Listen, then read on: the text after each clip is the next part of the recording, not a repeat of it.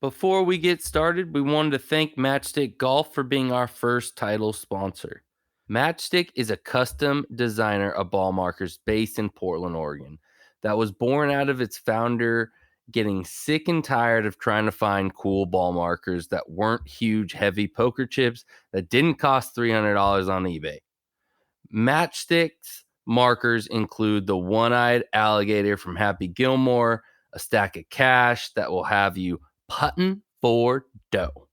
Right now, Matchstick is offering 15% off your first order at matchstickgolf.com with the code MuniciPals. So head on over to matchstickgolf.com, enter MuniciPals at checkout, tell them Big C in Ashton sent you. How hard did you push it? Till I black out? Yes. Numerous times, yes.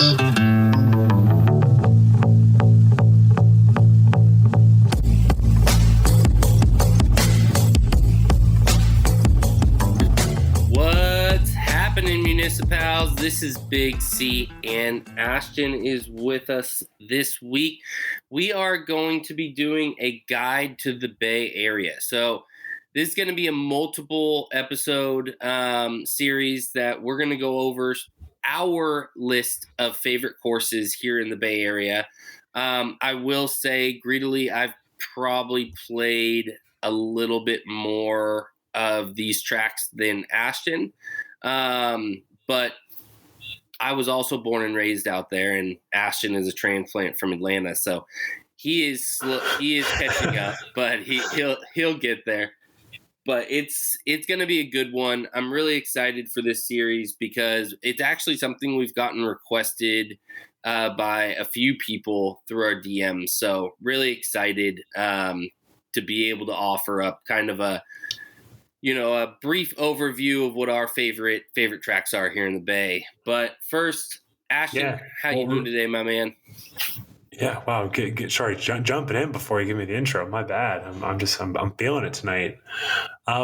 Speaking of feeling it, so I told you my new year for me kind of starts in February, and I am sore as fuck. I joined a gym, and I'll just say it once, and you'll never hear me say this word again. I joined a CrossFit gym. I'm not going to be one of those people. I'm learning about the box and all this terminology, and they're very nice people, but I'm like, oh my God.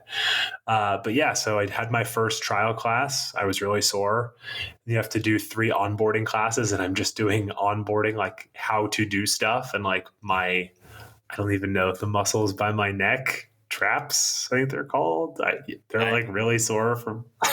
I'm a fat kid, so don't ask me. I don't know. So I have my last one tomorrow. So I'm hanging in there, but the body's sore. And, I was telling Liz, it's humbling. It's realizing that, I'm just out of shape, and I'm excited to get back in shape, and I'm excited to work out and not have, the weird muscles in between my ribs hurting, but that's neither here nor there. But no, I'm excited about this one too, because we gave him a shout out last week. The origin of this idea was with our follower, Will Madrid. Shout out to him. He's the one who kind of suggested this, like asking us about East Bay courses. And I've said, we've been doing this for almost a year.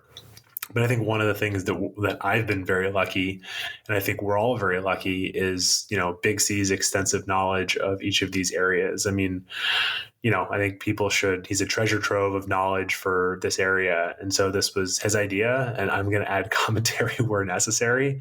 I've played a good amount for being here a year, and I've not been one to say no to driving, but Chris is going to do a lot of the figurative driving here, and then I'll chime in as necessary, but should be kind of a good catalog for people who are like, I just moved to the East Bay, where should I play? And also maybe, if they're not on our list, we're not saying it's bad, but, maybe start with this list before you start venturing elsewhere, right? I would say so. I've put an extensive amount of time into kind of adventuring out and playing a lot of different courses. Before we started the podcast, or before I was, in any group or anything like that for golf, I kind of seeked out a adventure on my own, and I'm a guy that kind of just likes to, I'm a list guy. I guess you would say, a person that loves to make lists and kind of accomplish lists, things like, I don't know, things like that. And so I went out and started making Google Maps of different areas of all these public golf courses. And my wife saw me doing this, and I decided that I was going to venture out and try to play every public golf course. And some of you guys have heard this story. I've told it on the pod before, but I went out and tried to play every public golf course on the entire West Coast, which is California, Oregon, and Washington. And so there's a little over 1,198 courses, something around there, that I've actually mapped out. And it's all on Google Maps. If you want my map, I'll absolutely share it. Just DM us. I'll send you the link to it. But I've played close to 60% of those courses. So I've played over 600, close to 600 of those courses, and majority of them have been in the Bay Area. So I've played close to 98%. I think I have like 3 or 4 courses that I haven't played, in pretty much from Northwood all the way down to Monterey. So really excited to kind of give my knowledge and kind of my thoughts on our favorite courses here. So first episode, we are going to get into North Bay. So what I consider the North Bay is kind of just north of Los Altos, all the way up to kind of where like Bodega Bay, Northwood is. That, in my opinion, is North Bay. I also include Fairfield and Vacaville in there as well. If you guys think that's East Bay, you can say what you will. It's going to be in our North Bay episode. So to kind of get into it, 2 of our favorite courses, me and Ashton talk about these courses all the time. There is a large love for these 2 tracks, Bodega Bay and Northwood. I mean, there's not much to go into. If you really want to get an in-depth, detailed look at those 2 tracks, we have done multiple pods in the past about them. I would definitely go back and check them out. But in my opinion, that they're at the top of my list for North Bay courses for a reason. They are, some of the best tracks. And if you're ever going to want to play a 27-hole day and have 2 of the most beautiful areas in California in one day, which is coastal and inland redwoods, I mean, you can't get much better than those. You really can't. Yeah, and I think I really think though, I've only played both these courses twice, and so my experience is very biased. But both times I've made it a 27-hole day. To me, it almost feels like, to be clear, we've talked about this in the past. One is in the woods, one is effectively kind of on the beach. They're very different, but to me, they kind of feel as part of the same day. So yeah, I mean, and I think the big steer, to give you guys the cheat, kind of the cliff notes, play Northwood first, because what it means is, it's not too expensive. I think it's like $90-ish. But the Bodega Bay Twilight kicks in, and I think it chops off $35 or $40 off the rate. So basically, if you want to think about it, you play Northwood for free. So if you can play Northwood in the morning and Bodega in the afternoon, you're getting all this experience for around $100 for golf. And then, of course, if you kind of have not done this yet, but when I go back up, if you make your tee times the right way and give yourself a little time for lunch, stop off at somewhere like the Marshall store or somewhere right there, get some oysters, and just a perfect day. But yeah, I think, Chris, one thing I didn't know until we did our pod about it was that the first time you would ever mash those together was with me back in April. And I know I've said this, but that was one of my favorite days with you. Because if you have good company in the car, the drive is pretty lovely. And then, of course, did it with Jack, Nick, and our buddy Rick, and another great day. So I would say second that, love that. And again, they're different courses, but try to do it in the same day because it's quite the day. And again, from San Francisco, Nick and I left first thing in the morning, got back in the evening in time for dinner. For someone like producer Jack in South Bay, might be a little bit hard. But if you budget it the right day, especially in the summertime, you should have no problem knocking out a pretty wonderful 27 holes. Yeah, even coming from the East Bay as well, because that's where I always came from. You come right over the Richmond Bridge, and you get to drive through the beautiful, North Bay, up into the to the ocean, or up into the redwoods if you're playing Northwood first. So, and it can take probably 50 minutes to an hour and 20, depending on traffic you hit, what time you're playing.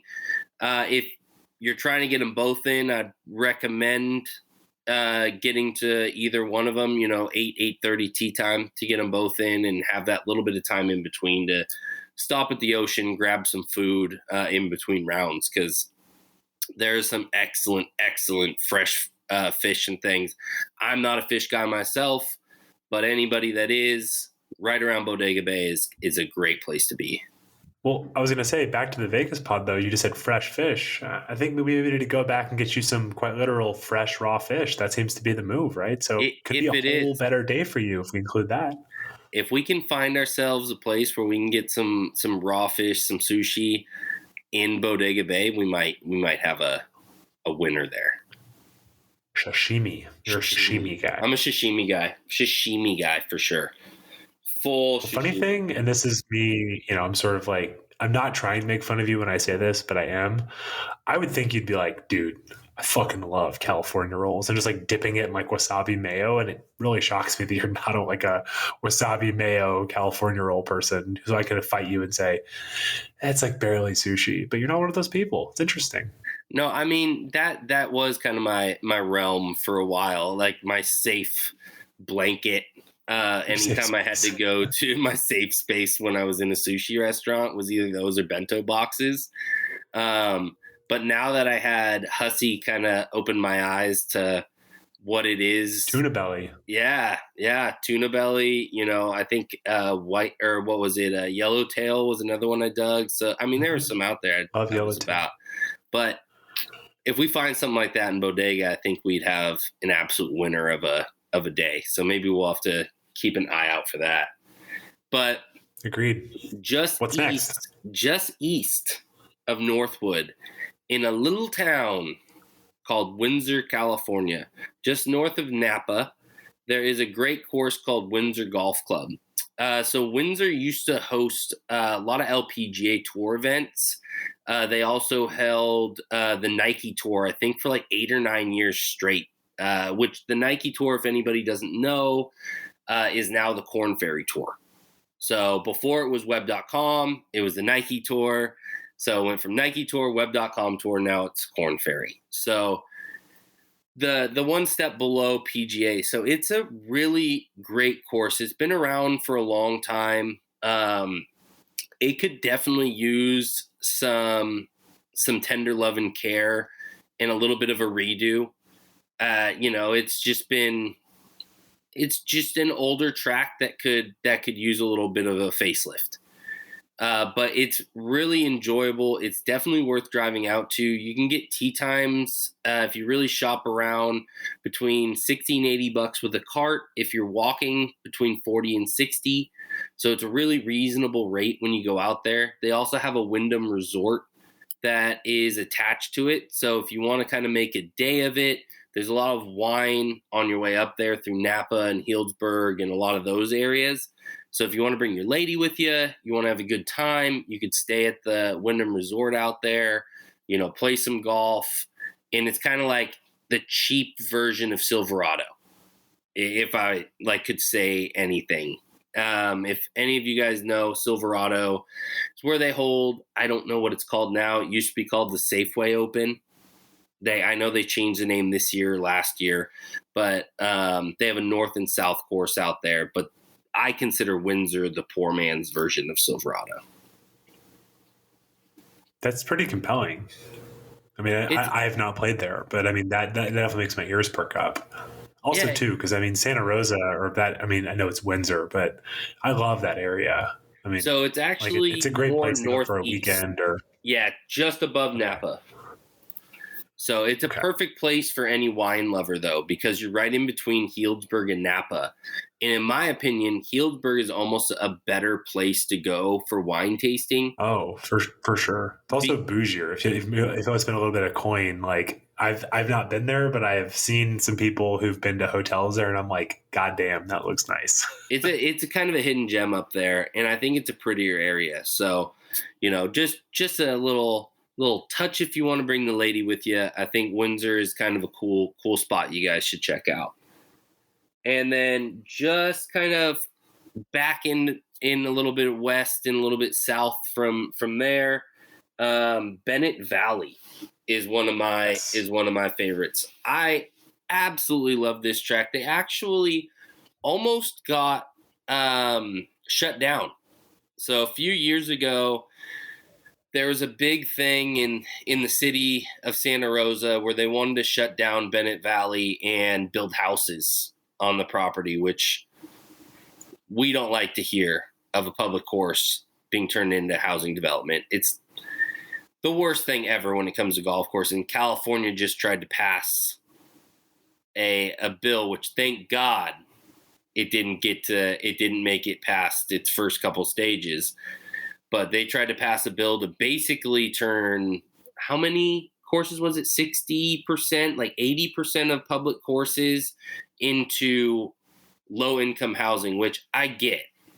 There definitely is a need in California for low-income housing, but to tear away parks and recreational, places like golf courses to do that, there's a lot of other ways we can go about it, and I don't think that's the way that we should go about it. But anyways, I'll step off my soapbox there. But luckily, enough people petitioned, enough people fought.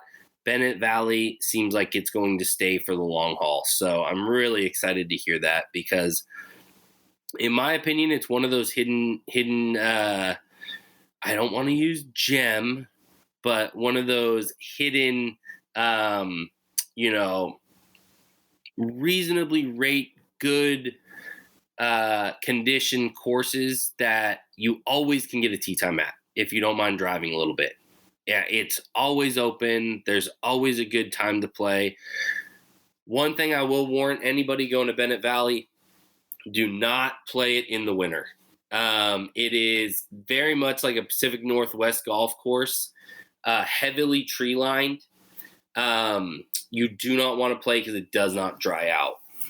One cool little tidbit with Bennett Valley is the greens were redone in the 80s by the grounds crew. So they didn't have a lot of money to do a renovation on the golf course. So the golf course was kind of aging kind of towards the mid to late 80s. So they gave carte blanche to kind of the grounds crew to go out there and redo all of the greens. And they are some of the most interesting green complexes in all of the North Bay.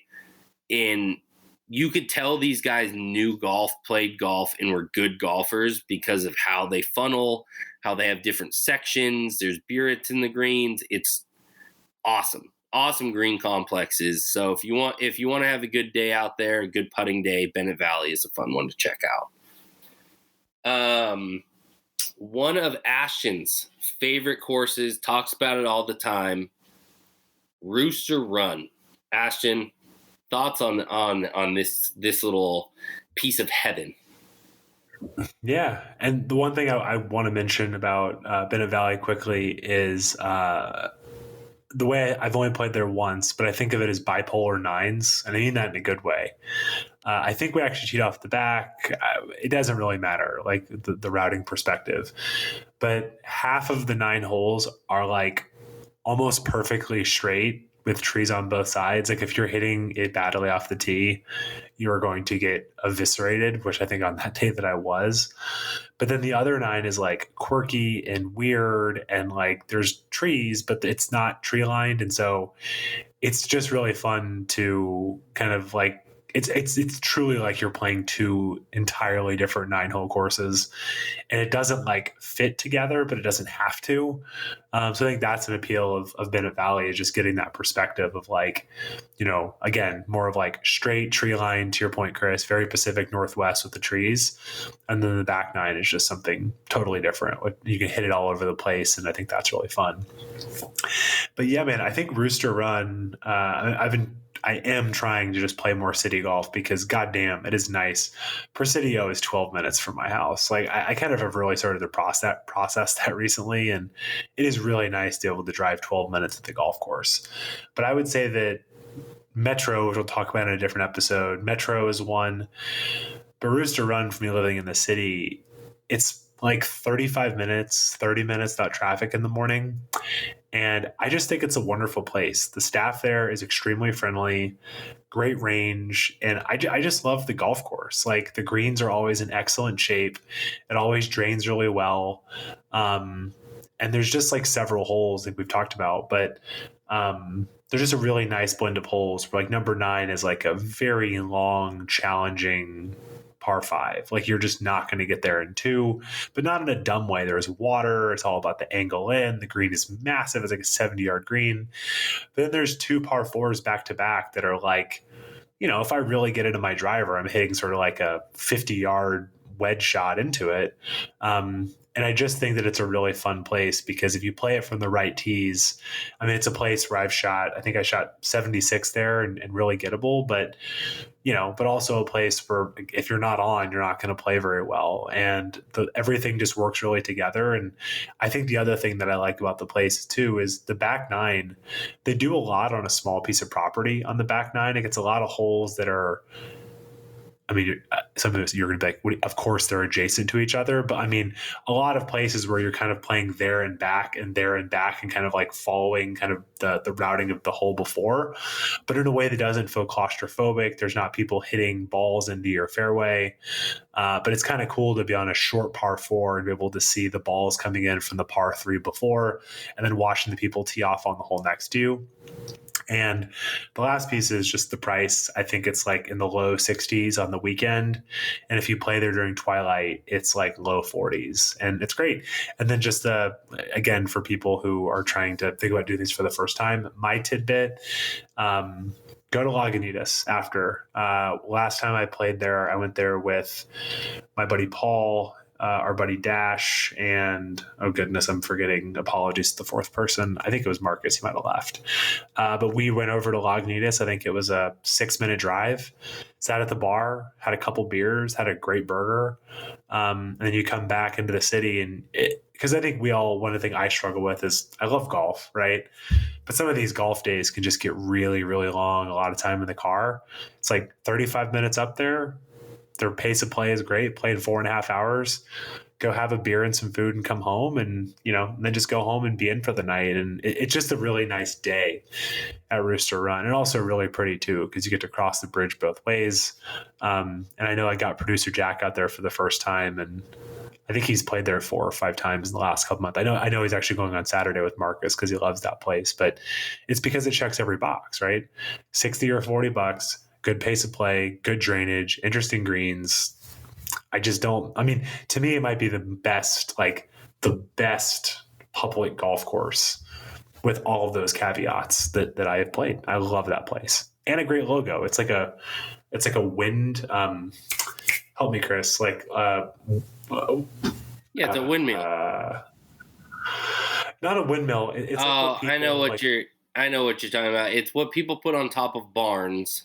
That it spins around. It's showing the wind direction. Yeah, showing the wind direction. This is terrible audio. We're horrible. Google. It's a cool logo. Like every time I go in there, I get bummed. I asked them if they have a ball marker. They didn't. They had like 49ers ones, but not Rooster Run ones. They don't have Imperial visors. It's just another place where it's like, I would love to give y'all some extra money for some merch, but I'm not buying a 49ers ball marker. But I think also one thing I wanted to put in, I think the design really, gives lead to this. The the pace of play is really good out there because of holes like you were talking about, where the par 5 isn't a gettable par 5. It stretches you out. It takes you a little bit longer to play that hole. Mhm. And then when you have those shorter back-to-back par 4s, it allows you to give space between Yeah. the things. So instead of having a short par 5 or a par 3 before those back-to-back par 4s, they stretch Yeah. you out and make you play a little bit longer. And it creates a great pace of play out there. And I think good course design or good routing helps with pace of play. And I think a lot Yeah. of people don't realize pace of play is in bad shape because whoever designed the course didn't route it correctly to be able to break up that. So Yeah. And the other thing I got to give him credit for is there's a long walk from 9 to 10, but it's not, I mean, it is what it is. You have to get back across the street because basically they play on opposite sides of the street, but it's good. You got to get a beer or some food. But the green to tee walks are like paces. Like yeah, it's never going to be very long. So to your point, the right routing, longer or shorter holes where necessary, combined with short green to tee walks, it's like cool. And again, the greens are really good. I keep saying it, but the greens are really, really good. And there are some gettable par 4s, but like number 6, I think it is 6, 7. It's like one of the hardest par 4s I've like ever played. That's being a bit dramatic, but it's like, do I hit driver? Do I hit 3-wood? It's probably safer to hit hybrid. Then you have hybrid. Then you have like 5-iron into this like green. So it's just a wonderful place. If you haven't played there, make that a priority. Because again, if you live in SF, it's just not that far. no. And even from the East Bay, it's not that far because again, you're going right over the Richmond Bridge and you're right over there. So, really, really good place to go. And then just east of that, there's a great 9-holer in Napa, place you haven't played, but I'm definitely gonna, tell you need to get out there and play it when you go and play Chardonnay. It would be a great 27-hole day if you were to do Chardonnay and Vintners. So Vintners Golf Club is really cool. It's built in kind of a vineyard setting, really flat course. I mean, there's really no undulation anywhere. It's the greens are what really make it a little bit more challenging out there, but it's just well kept, well maintained course that you can play for $25. And I really enjoy it. There's not a lot to kind of go into. It's kind of straightforward 9-hole track. I think it's a par 27. So there's some challenging holes out there, but it's pretty straightforward and just an enjoyable morning walk. And again, conditions are always really good out there. Pretty much every Napa course other than Kennedy Park are usually in great shape. Kennedy Park is the only municipal course in Napa. Oh, city of Napa. You guys gotta put in some work there. You're making enough money off the vines. You guys need to put in on your municipal course because you're being outdone by Eagle Vines and Chardonnay and Vintners. And it's a shame because Kennedy Park is a really great design, but just always in horrible condition. Crabgrass everywhere. It's not good. But we're not talking about Kennedy Park. Vintners, great track. But leading into that, a great 70 or 27-hole day would be pairing that just like a fine wine with cheese with Chardonnay. And Chardonnay, Ashton can speak on it. They've been so gracious to us as a podcast, and I wouldn't say this is why we put them on the list. I've played there a dozen times prior to them reaching out to us and having us out there as the podcast as well. But Chardonnay is it's just a great design. I think the only caveat we'll have with Chardonnay is there is a strict OB policy at Chardonnay. They make the course wide enough. No, lateral. Lateral. You got to My get this right. apologies. Lateral. OB would be brutal. Yes, OB Holy would be shit, brutal. that would be brutal. So lateral drop. Yes. So there's vineyards that line the entire course, and they do make this It's very course cool. Very cool. It's a very beautiful setting. I mean, you're amongst the grapes. You're kind of in a going up and down through these bit of elevations throughout the course. It's just a gorgeous design, in my opinion, with a beautiful creek that runs through the middle of it, that runs through, I think it's 9, 18, the back of, I think, 13 or 14, something like that. But it runs through kind of the middle of the course, and it's just a beautiful setting to play golf. And if you keep an eye out and find a deal for it, usually you're going to pay $50 or $60 to go play it. I think on the weekend you can get up to $80 to $90 to kind of play on the weekend in prime rates. But if you keep an eye out and you can sneak out in the weekday, it's a very reasonable rate to play. And classy guys that run that spot. You know, for a public course, you pull up, they wash your clubs at the end of your round. Great grass range, really good grass range.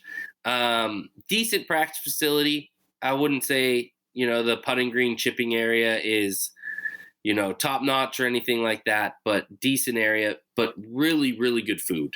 Amenities out there is incredible. Kind of a little story.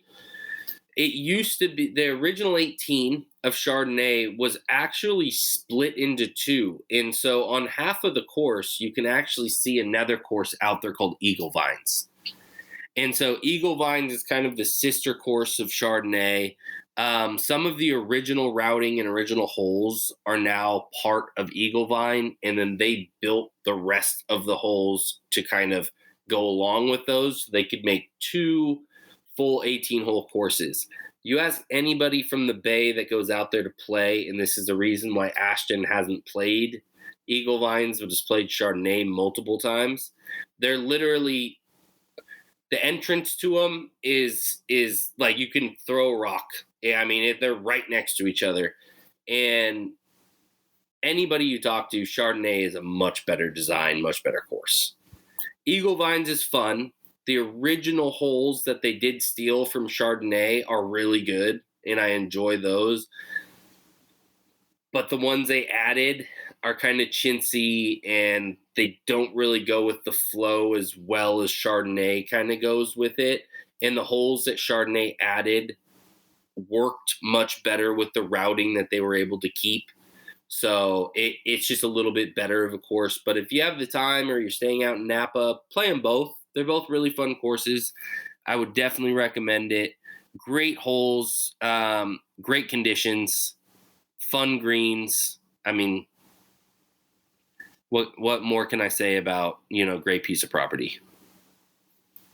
Yeah, and to your point, Big Chris, I just tell you, because I'm still on the listserv. You probably unsubscribed after you moved, but on Golf Moose, basically, even on weekends, it's two people with a cart, $99. And I think there's a little bit of a surcharge, like if you're playing on the weekend before noon, you have to pay like another like $10 or $15 there.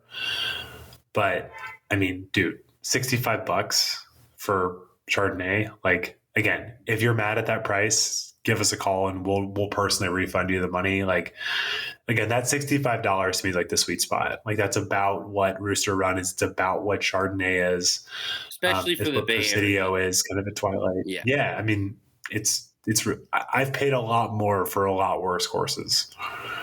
Absolutely. So yeah, Chardonnay's the best. And this has nothing to do with why you should play there.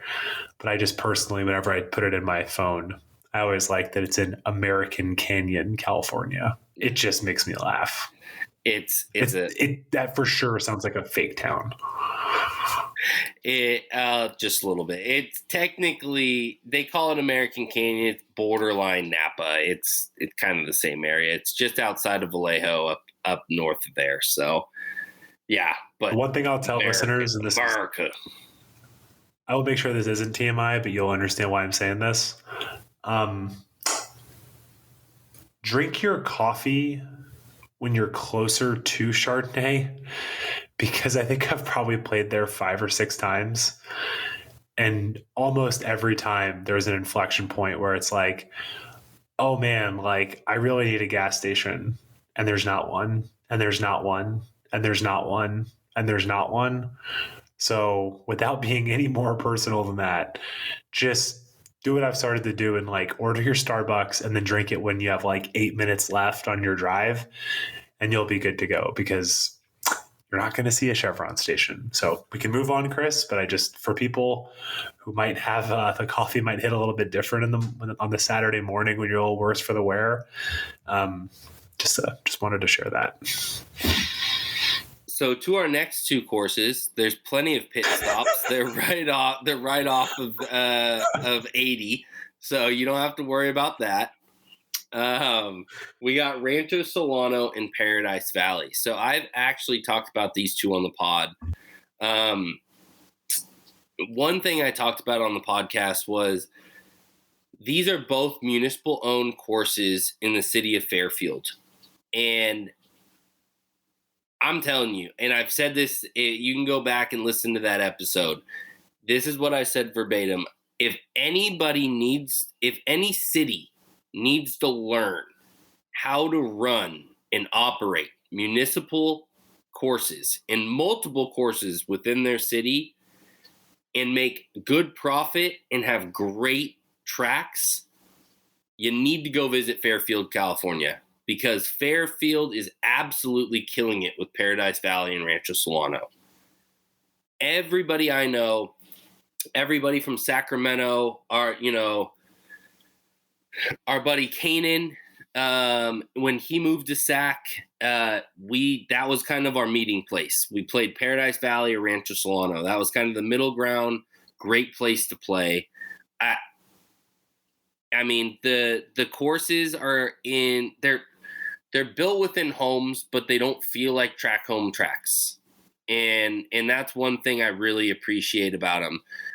If you want to feel really good about your game or about your approach game, go play Paradise Valley and Rancho Solano, because they have some of the largest greens you're going to find in the Bay Area. They are massive. Even if you're missing them 30 yards left or right of the pin, you're probably going to be on the edge of the green. I mean, they're huge. So if you need some confidence, you need a boost of confidence, go out there. And the supers, I'll give them massive props. They really keep those tracks in great shape, especially for municipal courses that are always packed. It's hard to get a tee time out there unless you're booking a week out. The rates are really good. You're looking at about $65, $70 on the weekend. You're looking closer to $50, $55 on the weekday. Twilight, you're looking $30, $40. And they always have deals on Golf Now and anything like that. So you can keep an eye out and find good deals, go out and play them. If you're in the East Bay, it's a really easy drive. Just right over the Benicia Bridge. That can be a hindrance for some people in the Bay Area, especially if you're coming from San Francisco, because you have to cross the Bay Bridge and the Benicia Bridge to get over to Fairfield. So you're looking at like $13, $12 worth of tolls on top of gas and everything. So adding that in, you're probably looking more at a $75 to $80 rate to play if you're adding tolls. So that can be the only hindrance for anybody going out to Fairfield. But if you're in the East Bay, you only have to cross one bridge. It's really not that expensive. Benicia's a little cheaper than crossing the Bay, so I'd definitely give it a shot. Or if you're on your way to Sacramento, it's a wonderful place to stop and play around on your way out there. And heading just a little bit more south there into Vallejo, one of my favorite tracks. We've been badgering Ashton. Me and Hussey have been telling Ashton that he's got to get out there and play this course. It's an Arnold Palmer design course they used to host LPGA Tour events out at, and then they move the LPGA Tour events out to Stonebray, TPC Stonebray, because of course, as everybody knows, PGA always trying to be a money grabber, throwing every track they possibly can at a TPC. But Hidden Brook is definitely a hidden gem. I'm just going to use it. It's a hidden gem. It's kind of up in this, housing development, but again, not feeling like you're in a housing development. It's built in kind of this rock formation area. It might have the worst driving range in all of the Bay Area. It's just a giant, steep, like 60% grade hill that you just hit balls into the side of. That's it. No drivers. Can't hit a driver out there. And I think this was one of the hindrances of why the LPGA stopped playing out there, because there wasn't a great practice facility for them to kind of do what they needed to do to run through the paces to be able to get ready for an event out there. So I think that was their largest hindrance to be able to keep hosting events out there. But the facilities are great. It seems like they built this place to be a country club, and they couldn't get people to move out to this area to be able to get enough traction to create it, because they have a swimming pool out in the property. They've got multiple event spaces that you can rent out, a great restaurant that they don't really open. They only really open the little snack shack that they have next to the pro shop, but they've got a really nice chipping and putting green. The chipping green is kind of up on this hill with multiple bunkers. The putting green is 3 separate levels with multiple tiers. It's a really nice little chipping and putting practice facility. And the course is kind of all built into these rock formations. So there's great creeks that are running through it. They've got wonderful water features. And it kind of just feels like you're separated from the rest of the Bay Area. You kind of feel like you're in your own little, world while you're out there playing. And I really appreciate it. I would say that the conditions have gone down slightly. They've dropped, 20, 30% of what they used to be. It used to be absolutely pristine when you go out there. It can be a little rough around the edges. Nowadays, I would say the greens still roll fairly pure. You're going to get a nice, 9, 10, closer to a 10 stint out there. But the bunkers are in really rough shape. They need to definitely put some work into there. You're going to find some unwieldy tee boxes that are a little bit wonky on you. But the fairways are always, running nice and smooth. They're always, well maintained. And for the most part, the greens are in good shape. So I can't say too many bad things about the course. But Hidden Brook, especially being an Arnold Palmer track, is a must to go out and check out in the Bay Area. And then coming back into the San Francisco area, I'm going to hand it over to Ashton. These are his neighborhood home tracks. We've got Presidio and Harding Park. Yeah, and to be clear, Chris lived in the Bay Area for a long time. He's not saying this is North Bay. We're lumping this in with the North Bay, but we're not saying San Francisco is North Bay. Like, I know I'm not from here, but I'm not an idiot, so just want to point that out. I'll make this really quick and easy. Presidio is wonderful. My only take is I feel like in the last couple of years, it's just gotten pricey. And look, it's a wonderful place. I think when I tell people from out of town, Nick is coming in town in a couple of weeks, I'm going to take him out there for the first time. I think there's a time and a place for Presidio. I think there's a time and a place for Harding. I think that if you give me 10 rounds, I'd probably choose 7 at Presidio, but that doesn't mean that it's better. My only thing is I feel like it's not affordable enough for locals. They have a San Francisco rate awesome. They have a Bay Area rate, awesome.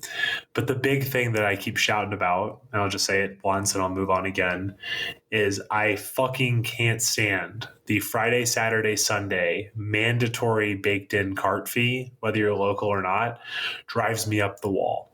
Because to play there, during the week is $65. Some people may say that's too much. I don't think so. Conditions are always excellent. It's a wonderful golf course, beautiful views. But I remember when I lived here last time, to play on a weekend was, $75, and then you could get a cart. And what they've done is they've taken that $75 rate, they've baked in the $20. So whether you take a cart or a push cart or walk, it doesn't matter. And that bothers me. And that's something they did after COVID. And I just don't love that. So definitely love that place. Again, feels very San Francisco, a lot of hills, great conditions, great clubhouse, great food, great cocktails. I'll just say anecdotally, I'm going to raise my hand. Hopefully people have had another experience. I have not found the staff there to be very warm at all. I feel like oftentimes when I'm there, I feel like I'm doing something wrong, even though very honestly, it's a lot of the times, they did something wrong. Or there was a whole credit card issue where they double charged me. And then I don't know, they just made me feel stupid. So I would just say kind of walk in there, swipe your credit card and get out on the course as fast as you can. And you won't be mad you did. It's a wonderful, wonderful place. And again, to be clear, a bunch of wonderful people, like our buddy Nate is on the board there. I'm not saying it's not great people. I'm just saying they're going to make you feel it's a very transactional relationship there. It's not one of those places where, we were talking about Cypress Ridge, for example, the Peter Jacobson course. When we came in after that day and the greens were rolling 14, the guys wanted to talk to us. They were laughing and just kind of being gregarious and outgoing. And you're just not going to get that at Presidio. And that's okay. We all have friends who want to talk. We have friends who don't want to talk.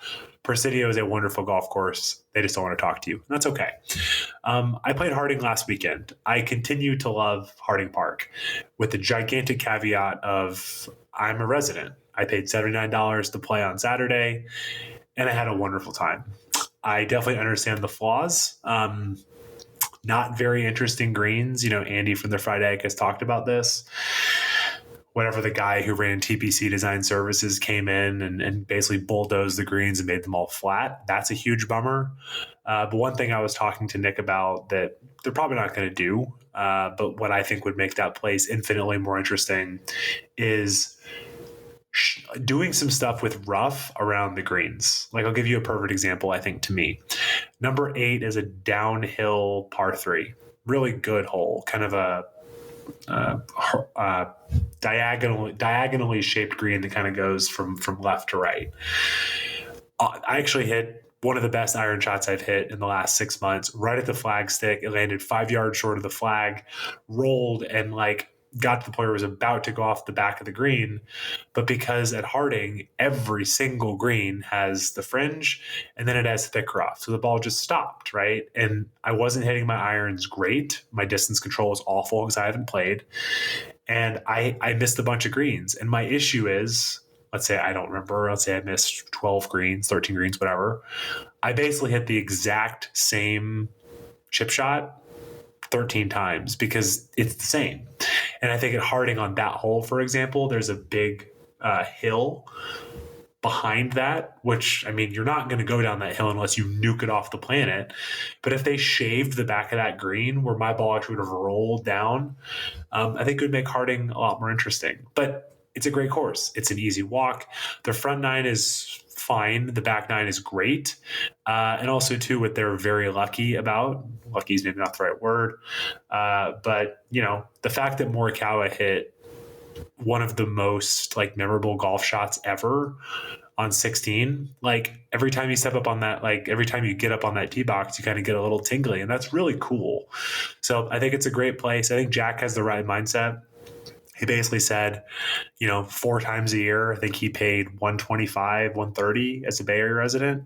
I think it's worth that. Not as your staple diet if you're not a resident, but I think there's a place for Harding Park. And two wonderful places. They both have their flaws, and I wish they were both maybe a little bit more affordable, more Presidio. Because look, we know this model, right? Like jack up the price through the if Bob from New York wants to come play Harding Park, charge his ass whatever the fuck, as long as you can make my rates cheaper, right? For Presidio, it's like, hey man, if I just want to walk on a Sunday, can you just take the $20 off? Like call it being cheap. It just there's a sense of fairness that rubs me the wrong way. So those are those two tracks. Anything to add, Chris? I would say if you're going to charge the rates that you're charging, especially with Harding being a San Francisco owned, municipal course, put the money into Sharp Park. But this isn't a podcast where we're going to get into Sharp Park. Oh God, but you're just trying to expose me. Yeah, I'm not going to say a fucking word. And if you do go out to Harding, you should play Fleming as Triggered. Trying to fucking trigger Ashton on that one. It's working. But play Fleming if you go out to Harding as well. I think Fleming is a really cool short 9, nice little executive 9-hole track. So if you go out to Harding, play their little executive track out there because it's a really fun time. But leading into that, I think this might be and I've said this is one of my favorite courses in San Francisco. Par 3 course, 9 holes, Golden Gate Park. Hidden next to the windmill in the actual park. Not a lot of people know it even exists out there. They've got a great youth on course program for the kids of the city to learn how to play the game. Golden Gate Park is one of my faves. And the people that run Golden Gate Park are just incredible people. They really are doing a great job out there. And they run on a tight budget, not a lot of money, not a lot of help from the city. And it's just a beautiful piece of property that you can kind of go out there, have a picnic with your lady, have a little stroll with like 3 or 4 clubs and just have a good afternoon. It's a great track. It's truly a leisurely stroll. Yes. It's a little bit scruffy, but the beers are affordable. The people are nice. And one of the things I actually love, we're always hounds on pace of play. They actually tell you that pace of play is going to be a wild card because it's like, hey, there's a lot of people here who are new to golf, not great at golf. And I think that kind of promotes, because if you're trying to like fly around Golden Gate Park, it's like, what are you doing, man? Like, that's not the point of this. It's not the point of it. So I think that it's great. Chris, I have not told you this, and I will not divulge my source. Well, not on here. But I'll just drop this in here. I have a little birdie in my ear that told me that Golden Gate Park, again, this is a rumor, is probably about to get a redesign that's going to turn it much more into the hay than it is what it is right now. So I would encourage people to get out there now because I think greens fees I'm sure it's going to be amazing. I think greens fees are going to go through, like, you're probably going to pay more for that place than you might pay for like a Twilight round of Presidio. That slightly bums me out. Because I hope the birdie's wrong. I hope. I hope. I definitely think they could get a little bit more funding and have a much better clubhouse and in other ways to draw in money to make the property be more profitable.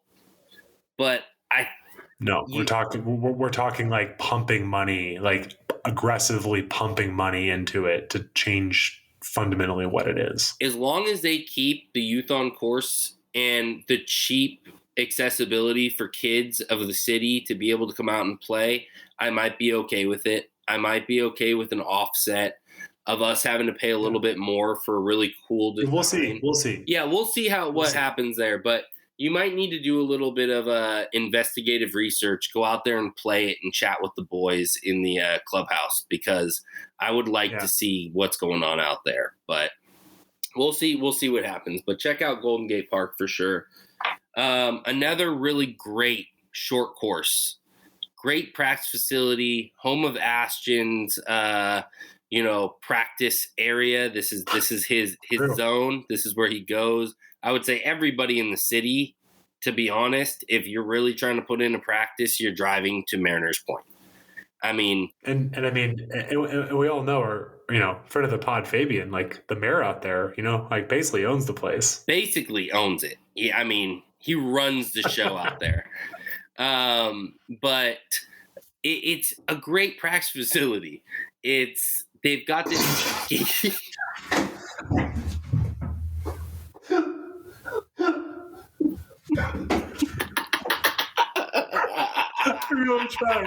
I really tried. I can hold it together.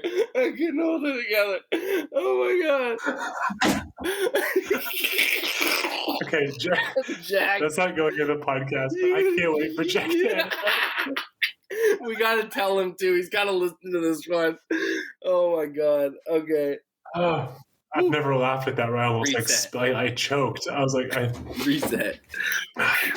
Okay, so you should probably just restart with. It was. I was trying to give a shout out to Fabian in a way that wasn't like douchey, but I can't even do it. I can't even do it. Yeah, let's just restart. I know exactly where we were at. They have a but basically started like, and now Mariners. Oh, you want me to restart at the beginning? No, I'm going to restart with the practice. No. Okay. Yeah. Okay, cool. 3, 2, 1. And they have a great practice facility area. It's kind of a gated off area that has 2 or 3 green complexes out there for chipping and putting that you can pay a fee per hour to go out and utilize.